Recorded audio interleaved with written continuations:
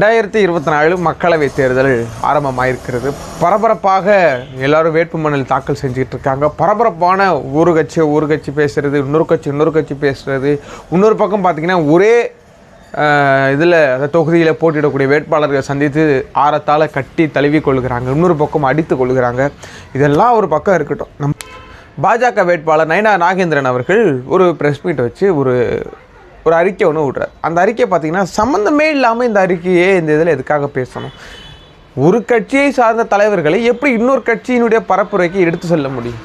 ஒருவேளை இந்த தலைவர்களுடைய முகத்திற்கு உழுவ வேண்டிய ஓட்டு பாஜகவில் இருக்கக்கூடிய நயினா நாகேந்திரனுக்கு விழுந்துருமோ அப்படின்ற ஒரு இதை அவர் கூட்டல் வகுத்தல் போட்டு அவரே விடை கண்டுபிடிக்கிறாரோ தெரியலை. ஏன் இந்த விடை நான் எடுக்கணும்னு நினைக்கிறேன் அப்படின்னா, ஓபிஎஸ்க்கு தடை போட்டாச்சு. நயினா நாகேந்திரன் அதை நான் எடுத்து பயன்படுத்த போகிறேன்னு சொல்கிறார்.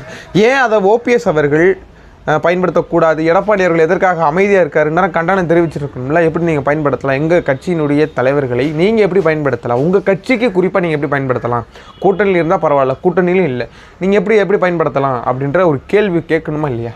கேட்கல. அதை பற்றி தான் நம்ம இந்த வீடியோவில் தெளிவாக பார்க்க போகிறோம். அதுக்கு முன்னாடி நீங்கள் நம்ம சேனலை சப்ஸ்கிரைப் பண்ணலாம்னா மறக்காமல் சப்ஸ்கிரைப் பண்ணுங்கள். அப்போ தான் இந்த போல் நயினா நாகேந்திரன் போல் பெரிய அளவில் பேசக்கூடிய ஆட்கள் எல்லாம் என்னால் ஒரு சின்ன வீடியோவாக உங்கள்கிட்ட கொண்டாந்து சேர்க்க முடியும் நம்புகிறேன். வாங்க என்ன சொன்னார் நயினா நாகேந்திரன் அவர்கள்னு பார்க்கலாம். 2024 மக்களவை தேர்தல் களம் பயங்கரமான அளவில் சூடு பிடிச்சிருக்குங்க. ஒரு பக்கம் வெயில், இன்னொரு பக்கம் பிரச்சாரம், இன்னொரு பக்கம் பரப்புற கூட்டம், இன்னொரு பக்கம் வேட்புமனு, இப்படின்ற ஒரு தமிழ்நாடே ஒரு அரசியல் களம்பம் மாறி இருக்கிறது இந்த 24 தேர்தலில். ஒரு பக்கம் அண்ணாமலை அவர்கள் ஏன் கரூரில் போட்டியிடல, எதற்காக கோயம்புத்தூரில் போட்டிடுறாரு? ஆல்ரெடி கரூர்லன்னு தோற்று போயிட்டார், அது வேறு விஷயம். மீண்டும் கோயம்புத்தூர்லன்னு அதுதான் பண்ண போகிறாருன்றெல்லாம் சொல்கிறாங்க. ஏன்னா கூட்டணிகள் கட்சிக்கு ரொம்ப பயங்கரமாக இங்கே வரவேற்பு இருக்கப்படுகிறது. மக்கள் மத்தியில் பெரிய அளவில் ஆரவாரம் செய்யப்படுகிறது.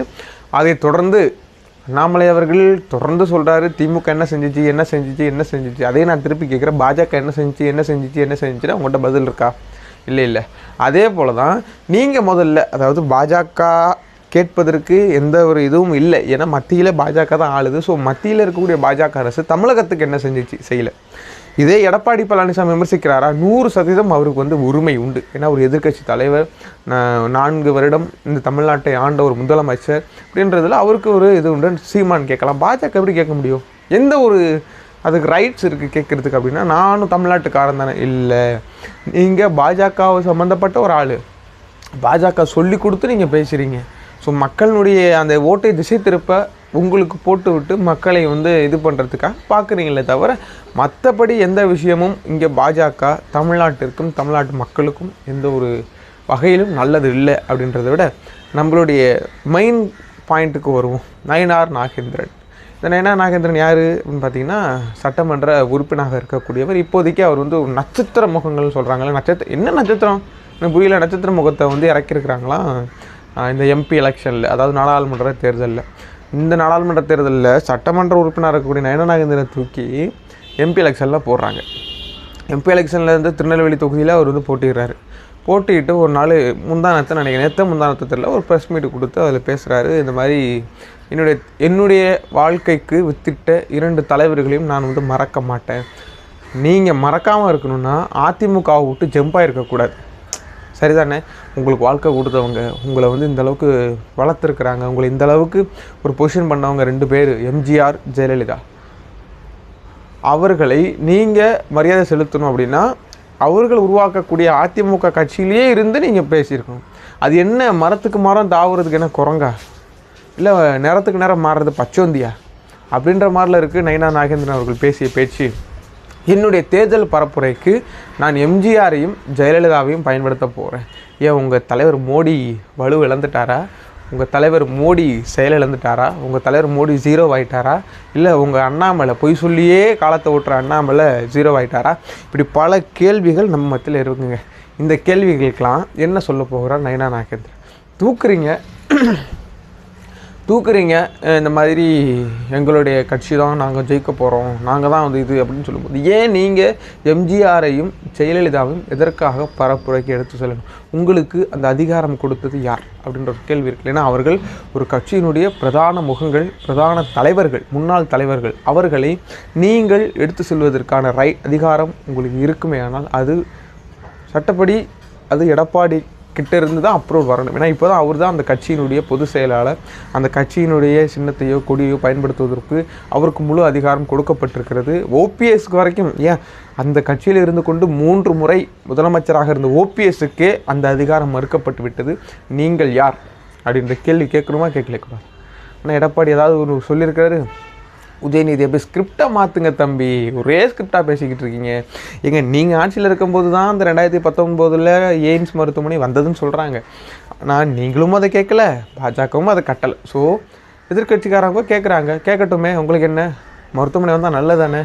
இன்னமும் அந்த உதயநிதி வந்து நீ பார்த்த ரொம்ப நல்லா காமெடியாக பேசியிருந்தார். உங்கள் நட்டது ஒரு கல், அதையும் நான் தூக்கிட்டு வந்துட்டேன், சாரி அதையும் நான் பிடிங்கிட்டு வந்துட்டேன். நீங்கள் என்றைக்கு இந்த மருத்துவமனை கட்டி முடிக்கிறீங்களோ அப்போ தான் அந்த கல்லை கொண்டாந்து கொடுப்பேன், அது வரையும் கொடுக்க மாட்டேன், அது வரையும் நான் ஓயே மாட்டேன், இதை பற்றி பேசிக்கிட்டே இருப்பேன் அப்படின்ற. அப்போது சரி ஓகே, இது ஒரு ட்ராக் மாறுது. இப்படி இருக்கும் பட்சத்தில் நயினா நாகேந்திரன் அவர்களுக்கு எம்ஜிஆரையும் ஜெயலலிதாவையும் பயன்படுத்துவதற்கு எடப்பாடி பழனிசாமி அண்டர் டீலிங்கில் ஓகே சொல்லிட்டாரா? அப்போது திமுகவினுடைய முதலமைச்சர் மு.க. ஸ்டாலின் அவர்கள் அடிக்கடி சொல்கிற வார்த்தை கள்ளக்கூட்டணியில் இருக்கிறாங்க பாஜகவும் அதிமுகவும். அப்போ இது 100% உண்மையாகி விட்டதா அப்படின்ற ஒரு கொஸ்டின் மார்க்கும் இங்கே போட வேண்டியது இருக்குது. ஏன் ஓபிஎஸ்க்கு அனுமதி மறுக்கப்படும் நிலையில் நயினா நாகேந்திரன் எப்படி இந்த அளவுக்கு ஒரு வெளிப்படைத்தன்மையாக பேச முடியும்? அதே போல் மேடையில் இந்த மாதிரி அதிமுகவினுடைய சார்பாக முதலமைச்சர் 3 முறை முதலமைச்சராக வந்து பன்னீர்செல்வம் அவர்கள் பேசுவார்னு சொல்கிறாங்க. எனக்கு புரியல, இது ஒரு மாதிரி ஏன் அமைதியாக சாஃப்ட் டீலிங்காக இருக்குது? எந்த இதுலேயுமே மத்திய அரசு எதிர்க்க வேண்டிய இப்போது இந்த ஆட்சியில் வந்துடவே கூடாதுன்னு நினைக்கக்கூடிய மக்கள் வந்து நினைக்கிறாங்க, பாஜக வந்துடவே கூடாதுன்னு நினைக்கிற இந்த நேரத்தில் எடப்பாடி அவர்கள் எங்கேயாவது மோடியையோ பாஜக எதிர்த்து பேசி பார்த்துருக்கீங்க? இது ஏன் ஒரு மாதிரி மௌன கள்ள கூட்டணி மாதிரி இருக்குது? கள்ள மௌனம் எதுக்கு ஆபத்தானதுன்னு சொல்லியிருக்காங்க. எடப்பாடி ஏன் இவ்வளோ கள்ள மௌனம் காக்குறாருன்னு தெரியலையே. யாராவது யோசிச்சதுண்டா? எடப்பாடி அவர்கள் ஏன் வாயை திறக்க மாட்டாரு? மூளைக்கு மூளை, மேடைக்கு மேடை போகிற இடங்கள்லாம் இப்போ ஸ்டாலின் அவர்கள் அது வந்து ஒரு ஏமாத்து கட்சி, மக்களை வந்து அதுக்கு போடுறது நம்ம வந்து ஏமாத்துறது ஒன்று தான் அப்படின்ற மாதிரிலாம் நிறைய பேசிக்கிட்டு இருக்காரு. ஆனால் எடப்பாடி பழனிசாமி பேசுகிறாரு இல்லை, திமுகவை பேசணும், அவருக்கு அதுதான் தெரியும். இங்கே எந்த கட்சி வரணும் எந்த கட்சி வரக்கூடாதுன்றதே அவருக்கு இன்னும் தெளிவு வரலை. ஸோ இந்த மாதிரி ஆட்கள் இப்படி இருக்கிற வரைக்கும் அதாவது எதிர்கட்சி கூட்டணியை விட்டு முறித்து கொண்டு வெளியே வந்துட்டீங்க. அப்படி இருக்கும் தருவாயில் உங்கள் கட்சியினுடைய தலைவர்களை நான் பயன்படுத்துவேன், அவர்களை முன் வச்சா நான் ஓட்டு கேட்பேன் அப்படின்ற மாதிரி நயினா நாகேந்திரன் அவர்கள் பேசியிருக்கிறார். இது எந்த வகையில் அவருக்கு சூட்டபிள் ஆகும் அப்படின்றது தெரியல. இதற்கு பயன்படுத்தலாமா அப்படின்றதையும் உங்களுக்கு கருத்துக்கே விட்டு விடுகிறேன், நீங்கள் கமெண்டில் சொல்லுங்கள். ஏன்னா அவர் மோடியினுடைய படத்தை, அண்ணாமலை படத்தை வைத்து தான் ஓட்டு கேட்கணும். எதிர்கட்சி அதாவது கட்சியினுடைய கூட்டணி கட்சியிலேருந்து பிரிந்து வந்திருக்கக்கூடிய தலைவர்களை வைத்து இவர்கள் எப்படி பயன்படுத்த முடியும்ன்றது தெரியல. அவர் சொன்னது எந்த அளவுக்கு பலிக்கும் அப்படின்றது தெரியல. ஒருவேளை அவர் என்ன நினைச்சார் அப்படின்னா, அவர்களுக்கு விழ வேண்டிய வாக்கு, அதாவது எம்ஜிஆர் ஜெயலலிதாவினுடைய முகத்திற்கு விழ வேண்டிய வாக்கு அதிமுகவுக்கு நயினா நாகேந்திரன் பயன்படுத்தினா நயினா நாகேந்திரனுக்கு இந்த ஓட்டு விழுந்துருமா அப்படின்ற ஒரு நோக்கத்தில் நயினா நாகேந்திரன் அவர்கள் இருக்கிறாரோ அப்படின்ற ஒரு எண்ணமும் ஒரு வருதுங்க. மன்னிக்கணும், எல்லாருக்கும் தோன்றது தானே, எனக்கு அப்படி தோணுது. ஒருவேளை எடப்பாடி இதுக்கும் மௌனம் சாதித்தார் அப்படின்னா உண்மையாகவே மு.க. ஸ்டாலின் அவர்கள் விமர்சிக்கிற மாதிரி இது ஒரு கள்ள கூட்டணி, தேர்தலுக்கு முன்பு சேர்ந்துக்குவாங்க, தேர்தல் முடிஞ்ச பிறகு சேர்ந்துப்பாங்க அப்படின்றத நம்மளால் ஒரு யூகமாக சொல்ல முடிகிறது. ஏன் அந்த இடத்துல சொல்லணும்னு நினைக்கிறேன் அப்படின்னா, மேடைக்கு மேடை நம்மளுடைய ஐயா தமிழ்நாடு முதலமைச்சர் அவர்கள் அழகாக சொல்கிறார், இந்த மாதிரி கள்ள கூட்டணி அது தந்தாப்புல தான் இங்கே ஒரு விஷயமும் பாஜக நடந்துக்கிட்டு இருக்கு. ஆனால் எடப்பாடி பழனிசாமி அவர்கள் எதிர்த்தோ கண்டனமோ எதுவுமே தெரிவிக்க மாட்டார். புரியுதுங்களா? ஏதாவது சொல்லி இப்போ நம்மளுக்கு வர வேண்டிய இதை வரலை, உதயநிதி அவர்கள் கேட்குறாருங்கும் போது அதை தட்டி கழிக்கிறேன். நீங்கள் எப்படி அதை ஸ்கிரிப்டாக மாற்றுங்க தம்பி அப்படின்னா, உங்களையும் மாற்றிட்டு போயிடலாமா? அதனால தான் மக்கள் உங்களை மாற்றிட்டாங்க, ஒரே எதிரியாக மாற்றிட்டாங்க, சேனலை மாற்றினாமல் ஒரே எதிரியாக மாற்றிட்டாங்க எடப்பாடி பழனிசாமி அவர்களே.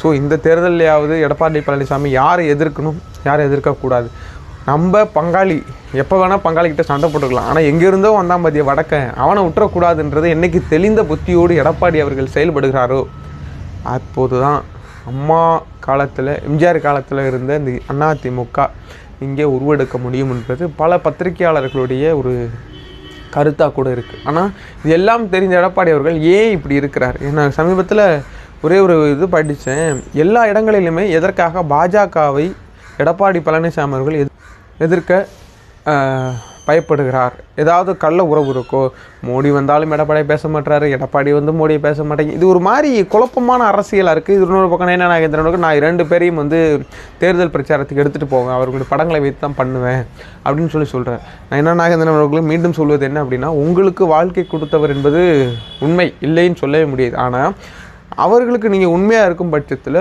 அதிமுகவில் இருந்து தான் அந்த உண்மையை கடைசி வரைக்கும் ஒரு உதாரணமாக இருந்திருக்கணும். ஆனால் நீங்கள் கட்சி மாதிரில அதை பண்ணுறீங்க, அது எப்படி எனக்கு புரியல. இது எந்த மாதிரி அரசு? மக்களை முட்டலாக்குற வேலை பார்க்குறீங்களா? விடவே மாட்டோம். அதுக்காக தான் ஊடகங்களாக்கி நாங்களும் இருக்கிறோம். நிச்சயமாக இதுக்கு ஒரு தக்க பதிலடி மக்கள் கொடுப்பாங்க அப்படின்னு நம்பி இந்த வீடியோ நான் முடிக்கிறேன். உங்களுக்கு என்ன தோணுது அப்படின்ற கீழே கமெண்ட்டில் சொல்லுங்கள். இது போல் நயனா நாகேந்திரனுடைய பேச்சு எந்தளவுக்கு எடுபட்டு போகும் அப்படின்றத உங்கள்கிட்ட விட்டு விடுகிறேன். ஏன் இதை நான் சொல்ல விரும்புகிறேன் அப்படின்னா, எடப்பாடி அவர்கள் உரிமை கோரக்கூடிய இந்த நேரத்தில் நயனா நாகேந்திரன் நான் அவர்களுடைய படத்தை வைத்து பிரச்சாரத்தில் ஈடுபடுவேன்னு சொல்கிறார். இது எப்படி புரிஞ்சுக்கிறது அப்படின்றத உங்கள் கருத்துக்கு விட்டு விடுக்கிறேன். நிச்சயமாக மற்றொரு நிகழ்ச்சியில் உங்களை சந்திக்கிறேன். அது வரைக்கும் உங்களிடம் இந்த விடைபெறுவது உங்கள் ஜோஷ்வா. நன்றி, வணக்கம்.